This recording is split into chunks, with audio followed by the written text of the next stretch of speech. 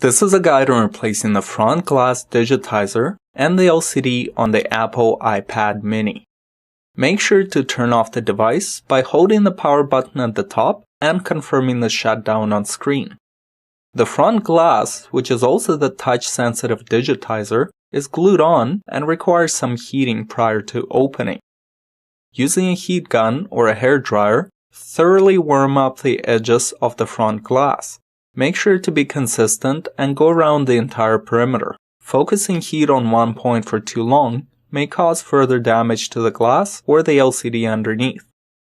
Once properly warmed up, place a suction cup at the top left corner and gently pull away. This will expose the left edge sufficiently enough to get in with a flat metal tool like a putty knife. Continue opening by sliding the putty knife across the top edge.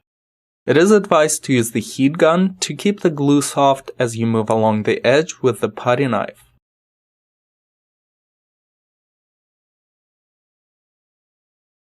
Once some separation is achieved, insert a couple of plastic strips to keep the glass from sticking back in place.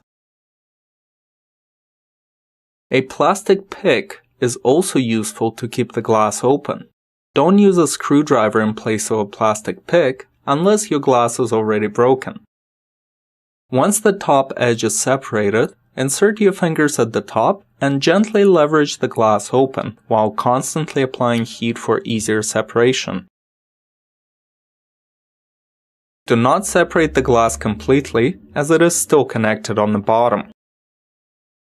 Now it's time to remove the LCD panel. If your digitizer is already broken, it is not necessary to hold it up in place.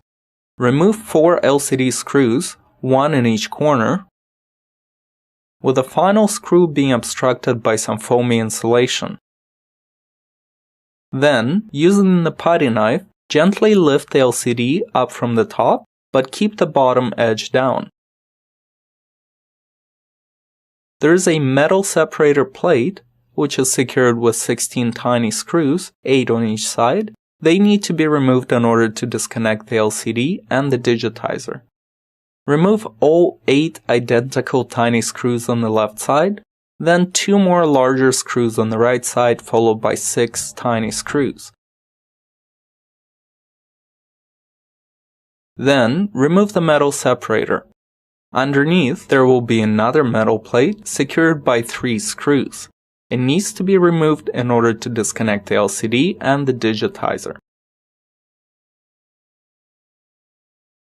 Gently pick open the LCD connector, then the digitizer's connector underneath. The screen is mounted with some sticky tape. Lay the LCD down and using a pick or a flat screwdriver, gently pry away the tape from the bottom edge of the screen to remove the LCD. There is a control circuit attached to the digitizer's lead that is glued in. Use a pick or a flat screwdriver to separate it. Set the glass digitizer aside. At this point, you can start reassembling the iPad with new parts. Align the new glass digitizer with the bottom edge, guide its lead in position, and reconnect it to the logic board.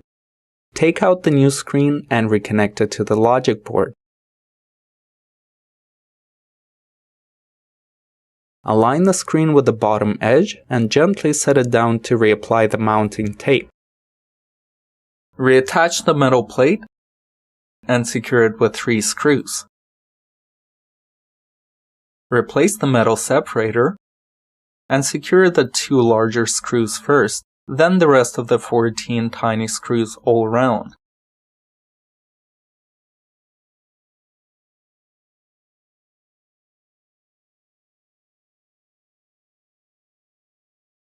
Put the LCD back in and secure it with 4 screws, 1 in each corner. Remove the protective film from the digitizer and/or the new LCD panel. Clean up the dust and smudges.